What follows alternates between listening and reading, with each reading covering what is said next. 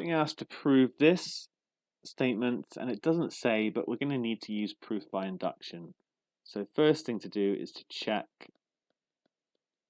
n equal 1, because it says positive integers n.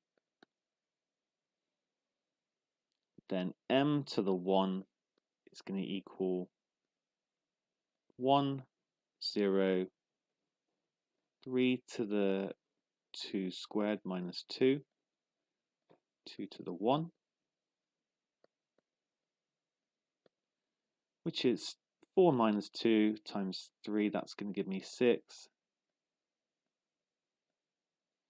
So yes, it works, because we can see that it's the same as this. Right, here's the key bit now. We assume true for n equals k. K is going to be some integer that's, well, it could be any integer, positive integer technically, but we don't need to write that necessarily. I mean, it is there.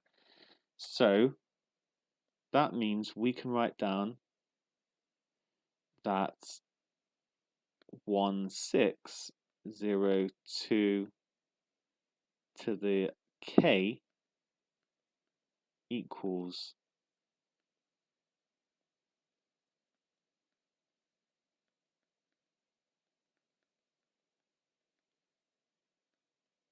this.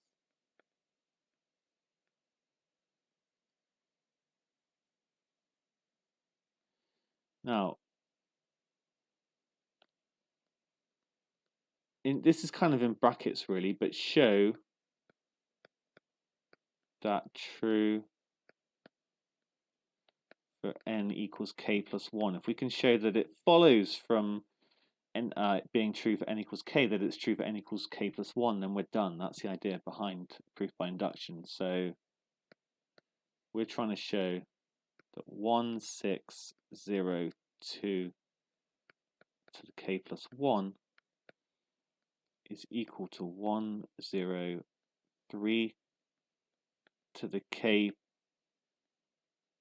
plus 1 plus 1. Hold on, just made a mistake, sorry.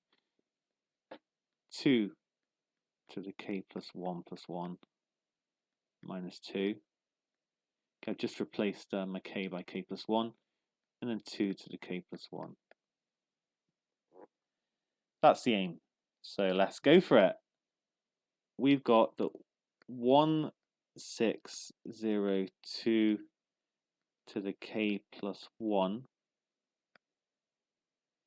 equals 1602 to the k multiplied by 1602. I'm using the idea of powers.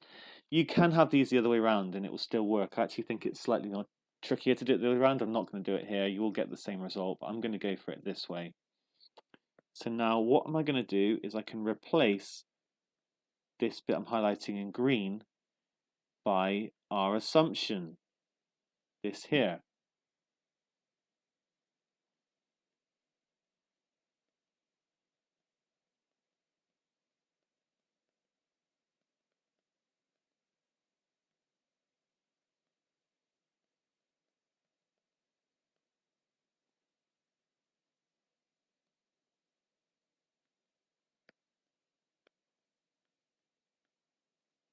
You could even say using n equals k, but I think I've made it clear enough. And now I'm going to multiply it out. And all I need to do is kind of bear in mind where I'm trying to head. I'm trying to head to here. All right, let's do this. So we're doing matrix multiplication. We're going to do 1 times 1 plus 0, which is going to give us 1. And then 1 times 6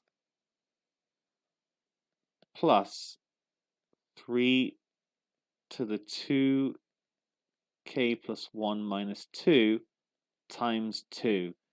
I've gone along the rows down the columns, so times that by that 2 there.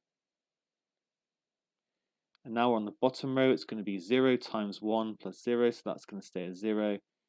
And then 0 times 6 plus 2 to the k times 2.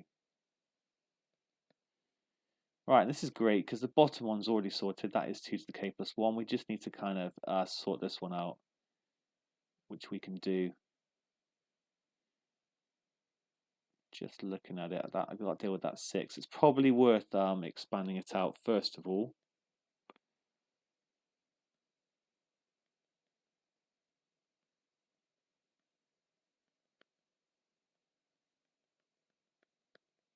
So I'm going to get, oh, I just realized I've still got that times 2 here.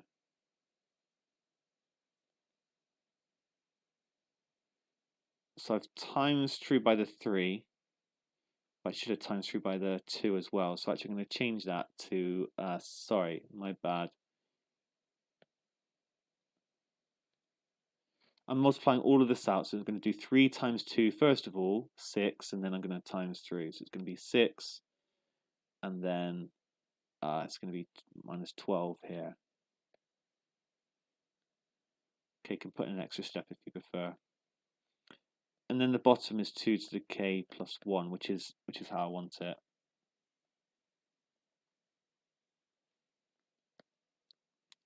And I should have had a 0 there, sorry. All right, let's just keep track. Where are we trying to get to? We're trying to get to here. So actually I wanted to factorize out of 3. So the first thing is I can cancel this and this out to leave me a minus 6. And then I can factorize out of 3. So that will give me 2 times 2 to the k plus 1 minus 2.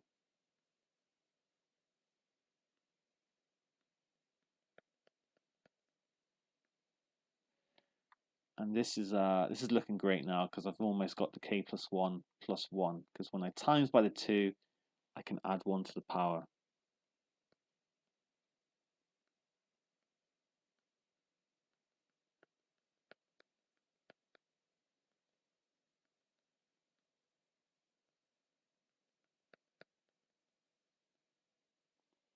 As required.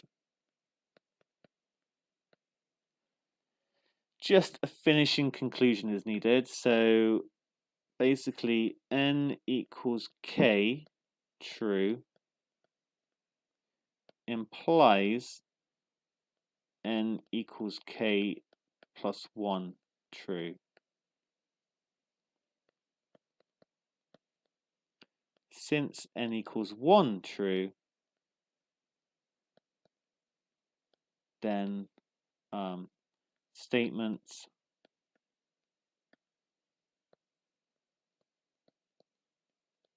true for all n. Something like that. There's different ways you can say it, but as long as it's like, you need to get this bit in, you need to say that it's followed, that k plus 1 is true from n equals k being true, and it's true for n equals 1, and therefore it all works for everything.